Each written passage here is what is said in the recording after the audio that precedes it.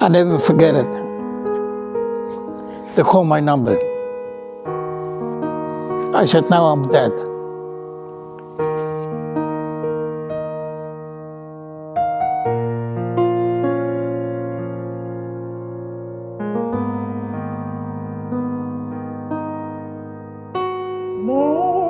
Memories may be beautiful in years, what too painful to remember. We simply choose to forget. So is the laughter we will remember.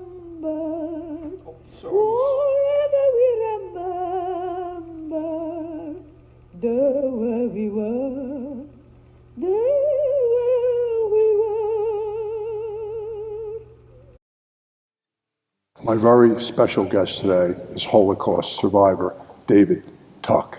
David, thank you very much for giving me the honor and privilege. And thank you for inviting me. I want to take you back to Friday, September 1st, 1939. The Germans invade Poland. You're 10 years old. What happens? At that time, I lived close to the German border. Let me start from the beginning, my life story. 6 months after my birth, my mother passed away. My grandparents took me over, and they did the best they could. And I lived there with my grandparents almost 5 years. I'm studying Hebrew, the Bible, reading the scripture from the Torah. As a kid, I met my father, and he said to me, David, I want you to come with me, live with me. And years went by, and then there's a war. I turned on the radio, instead to listen to Polish music, listen to Deutschland über alles, German all over the world. And they told me, from now on, you're going to wear a Star of David, one at the front and one at the back. Time went by. A couple of years later, they said, you're going to go to a ghetto. They put us in the ghetto. They gave us a house. And then after a while, they said, anybody speaks German? My father and I, we went in the office. He went out one way. I went to another guy.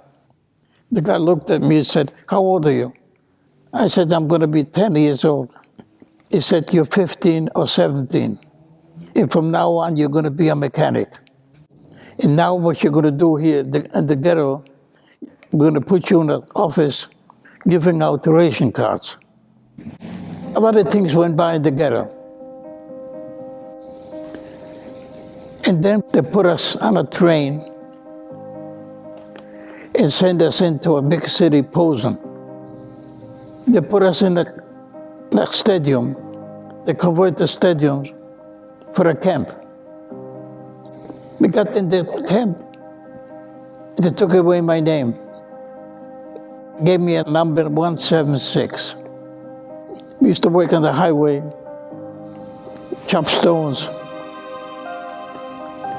And every night when I went to sleep, I looked up in the sky and I said, please God, let me see the light the next day. Every day. Every day in the morning, 4 o'clock, they woke us up. In daytime, they gave us our soup. You have to dip to find something in it. And then at night, they gave us another soup, and that was our food. And this was going on. In our camp at that time was over 900. In almost 2 years, I was in this camp. People were dying. And every day was a roll call. Every day. And he says, anybody speaks German? Guess what? Everybody raised their hand. All the Jewish people. They know Yiddish, and Yiddish is almost like a German. raised my voice. I don't know why. I said, Commander, in German. I speak German. He said, what's your number? When he said, my mother, I said, I'm dead. I gave him my number, 176. They call me. Take 10 boys from now on, every day. You go in town and collect trash. My father, I never saw it there. I don't know where it was. I went up with the boys, and the guard told us, everybody's here at 4 o'clock. I said, we don't have watches. We don't have nothing. He said, ask somebody. One day, 3 boys are missing. 4 o'clock. We didn't know what happened. 3 weeks later, I came up from work. They're building a gallows for 3. A week later, I came back. The stadium is full with people, with civilians. And guess who was there? SS. They said in German, if you don't obey orders, that's what's going to happen to you. If not, you're going to be dead. I can never forget it. I put those 3 guys there, and they were hanging. I can't see them now even. Almost 2 years. They call up. They said, you're going to go to Auschwitz now. The factory is ready. You're going to go and build guns. I never saw my father. They took us with a passenger train. Put us in there. We got off. The train left, the passenger train. And I look. And I see people, women and children on one side, men from the other side. We didn't know what's going to happen. After a while, it took us, put us in trucks, into Auschwitz. We got to Auschwitz, SS. And a guy was there. He gave me a haircut. He cut me the strip, in the middle of the strip, a white strip, that's all. Then he said, keep going the other. I went over there, the other guy, there's a guy there. He said, come here. That's the number. 401631. From now on, you're going to have this number. We went to work, building guns. And I was working. And across, not too far, I see a building, the control room. At that time, I didn't understand I'm going to be in trouble or something. That's what I did. I left the job over there, and crossed the street,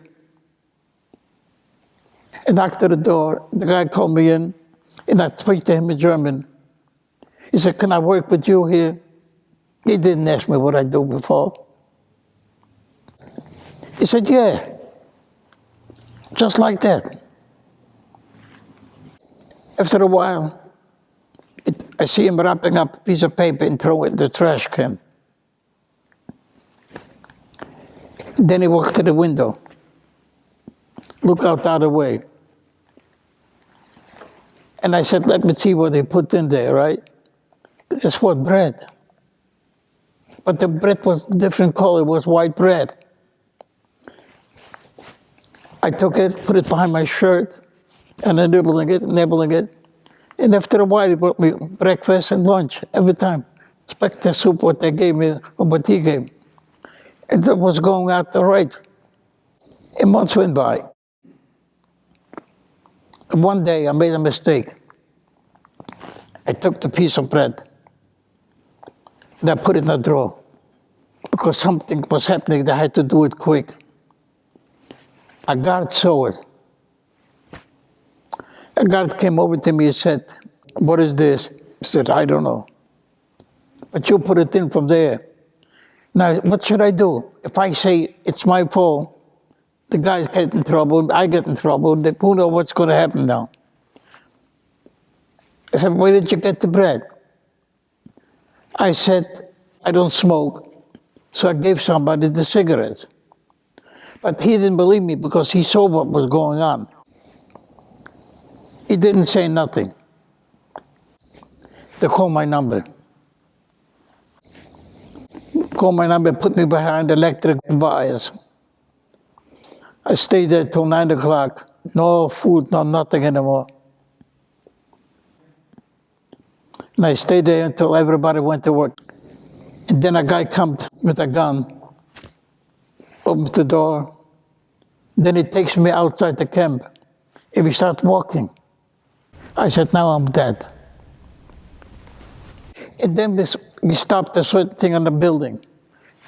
The sign said the commander. I opened the door, I got in. I never forget it. He was looking paperwork, checking paper. And I said, Commander, I have to go back to work in Germany. He started laughing. And those were his words. Next time if I see you here, I hang you upside down. Go back to work. In the American meantime landed already in Europe. And we're getting closer to Auschwitz. They're closing up Auschwitz. Now what they're going to do with me? Put us on a train and send us to Austria, to Mauthausen. Now I'm going to build planes, 88 Stukas. In the morning, they sent us Gusen too. The small camp. We're going to build the planes now. And then one day, there's a roll call. Now the SS men said there were more dead people in camp at that time than living. And the guy said to us, the American going to come down in the morning, you're going to be free. But anybody walks out before, without the American being gets killed. They took off and they put some other people, the older men, in the guards. Another guy gets up and he said, we're going to give you food. Be careful what you eat. If you're going to overeat, you're going to die. I said to myself, I survived for this. I got the box, I opened the box, and the first time I see white bread, chocolate, anything, any little box. And now I have to wait. And I said, what can I do? I'm skin and bone. I took a piece of bread, I took a bite, and I counted to 10. Then it wasn't enough. I got scared. I counted to 20. Then I took another bite and swallowed another bite. And the next day, they opened an office. They asked me, well, you want to stay here in camp? They're going to have doctors, everything, a hospital, everything here. If you want to go to the previous camp, you can go to the previous camp. If not, if you want to go to Italy, there's already a lot of people there already.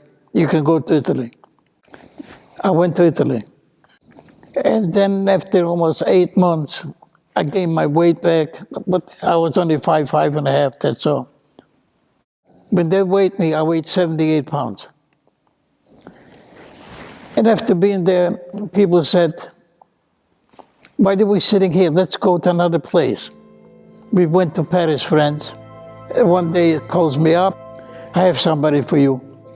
I never forget. I went in there, and she said, that's Marie. And she was in the camp too. I started dating her. I said to her, why don't you come with me to America? We went to Germany, to a town right, we're not too far. We went to the office, we got married. Now I have papers, see my wife. She went back to Paris. The day came, there was a ship. We came to America, and wind up in Brooklyn. All those years, right, I didn't know if my father's alive. When I left Mauthausen, he stayed in Mauthausen.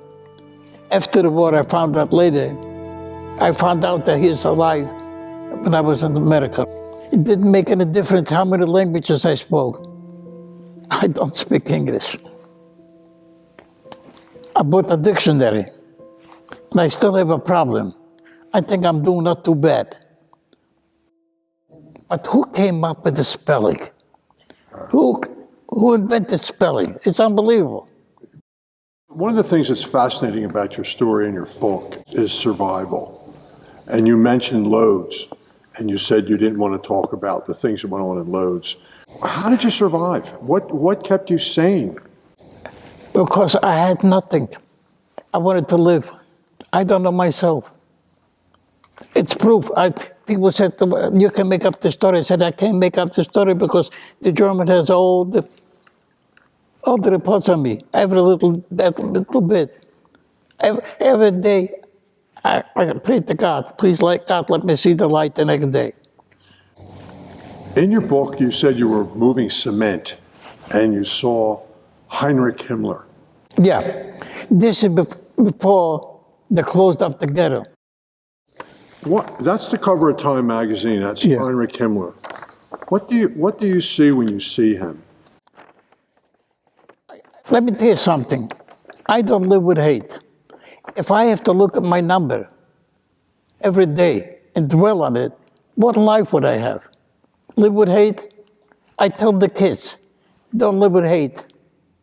Hate will destroy you. Don't fight with nobody. If somebody bullies you, don't answer. If you answer, you're in trouble. Don't answer. Just get education. With education, you can be anything you want to do. Don't worry about it. Don't fight. Don't live with hate. But really, but if you live with hate and you do, what life do you have? There's no life. I'm thinking, how can anybody do it if we didn't do nothing? So how do you see the rise in anti-Semitism now? What happened to get rid of the Jews? Who's going to be next? It sounds crazy, but do you think that there were any life lessons to be learned from your experiences in the camp? Yeah, never give up. Do the best you can. I would like to finish with something. In the presence of eyes, which witnessed the slaughter, which showed the oppression that the heart cannot bear. As the heart once taught compassion, until the day came to pass when it crushed human feeling. I have taken a note to remember it all, to remember it to the last generation, when degradation shall cease, to its ending, lest from this we learned nothing.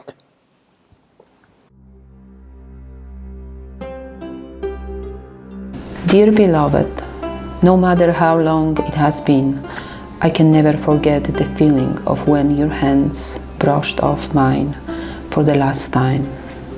Dear sweetheart, this feeling without you in my arms is the reason I fight harder every day.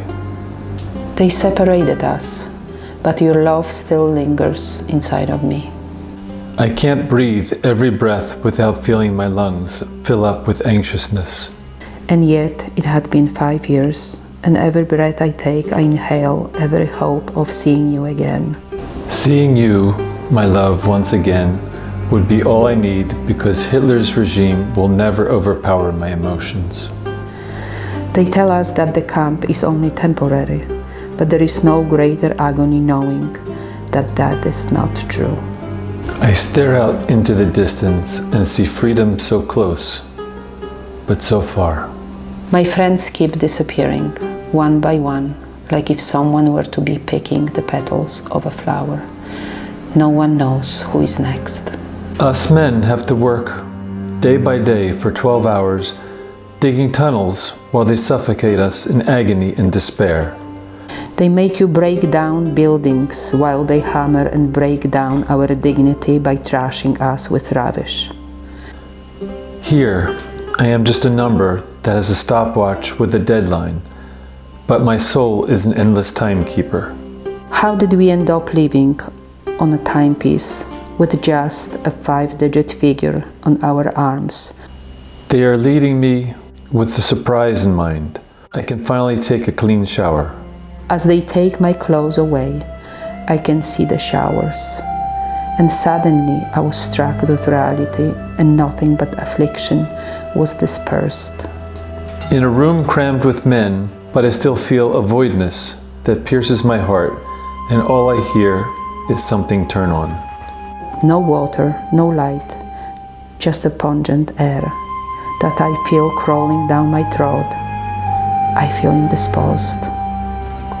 I hear screams of anguish and torment, and I know what's going on, and all I can think about is you. If only I could tell you how much I love you, but I can't move. It feels like these walls are enclosing on me. I haven't seen you in so many years, but I feel through my body that I still ache for you. I love you. I love you. I will always love you.